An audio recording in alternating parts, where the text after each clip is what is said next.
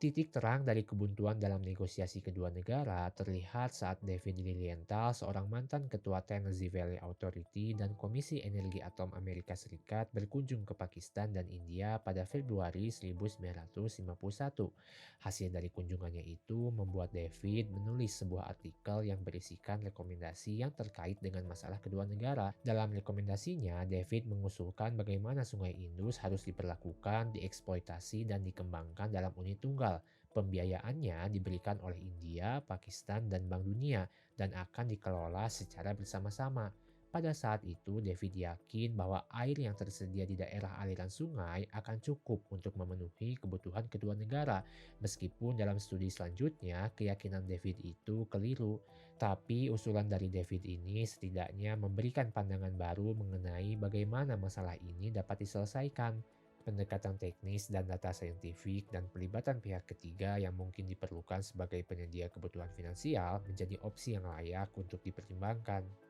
Eugene Black, Presiden Bank Dunia pada saat itu, menyetujui usulan David Lilienthal. Bank Dunia membuka pintu kantornya sebagai tempat diskusi bagi kedua belah pihak dan mengajukan penyelesaian dari masalah ini harus menggunakan pendekatan teknis tanpa mempertimbangkan kesepakatan lampau ataupun kepentingan politik. Bank Dunia menekankan untuk memisahkan aspek politik dan fungsional, karena secara realistis, masalah ini hanya bisa diselesaikan jika kedua belah pihak bernegosiasi dalam aspek fungsional saja. Tanggal 18 November 1951, Presiden Bank Dunia mengajukan pembentukan sebuah grup berisikan para ahli yang akan merancang tentang bagaimana Sungai Indus akan dikelola dalam unit tunggal. Melalui kesepahaman bersama, India dan Pakistan menyambut baik niat dari Bank Dunia dan berkomitmen untuk tidak saling mengurangi pasokan air bagi kedua negara sampai mediasi selanjutnya dilaksanakan.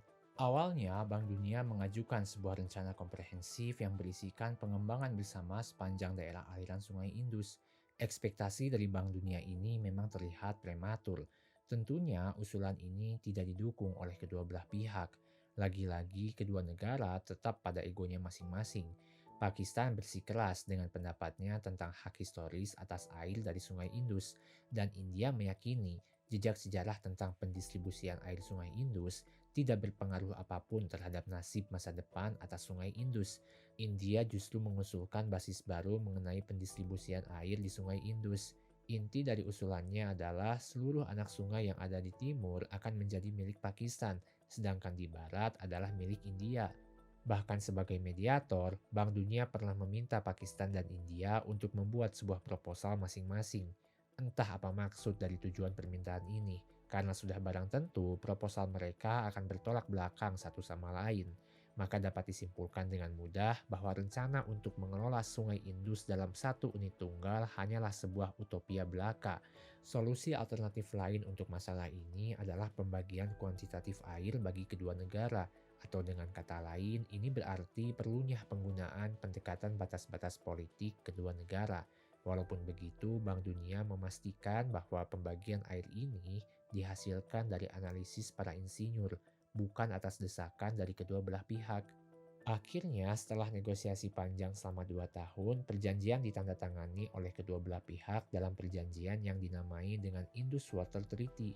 Sungai di bagian timur yang meliputi Ravi, Beas, dan Sutlej dialokasikan untuk India dengan masa transisi selama 10 tahun yang mengharuskan India untuk menyuplai kuantitas air tertentu ke Pakistan, hingga Pakistan menyelesaikan konstruksi yang diperlukan di bagian sungai timur agar terlepas dari ketergantungan suplai air India.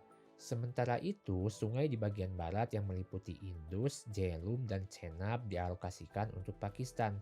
India dilarang untuk mengganggu air yang melintasi sungai tersebut, kecuali untuk penggunaan rumah tangga, penggunaan non-konsumtif, dan penggunaan pertanian dan pembangkit listrik secara terbatas.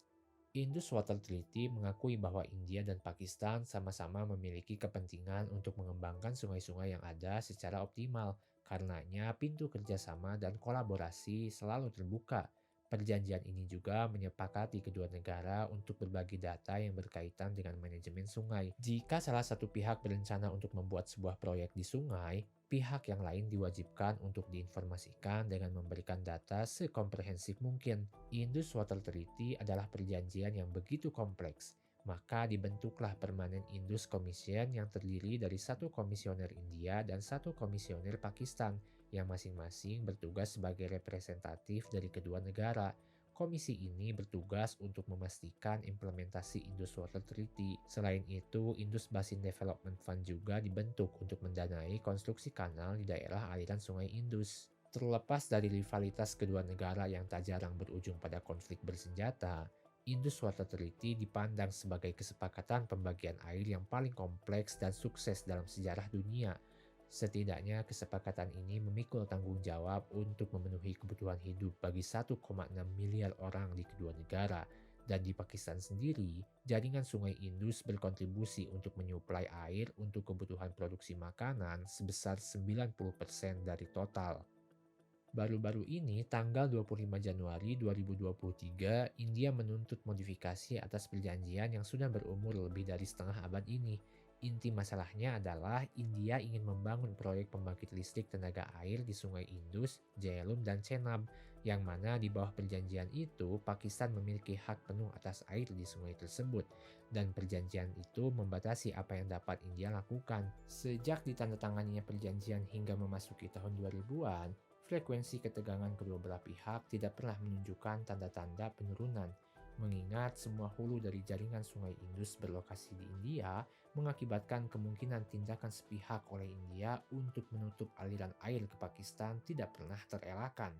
India akan menghentikan setiap tetes air di Sungai Ravi, Sutlej, dan Beas. Begitu kata Perdana Menteri India Narendra Modi pada tahun 2019.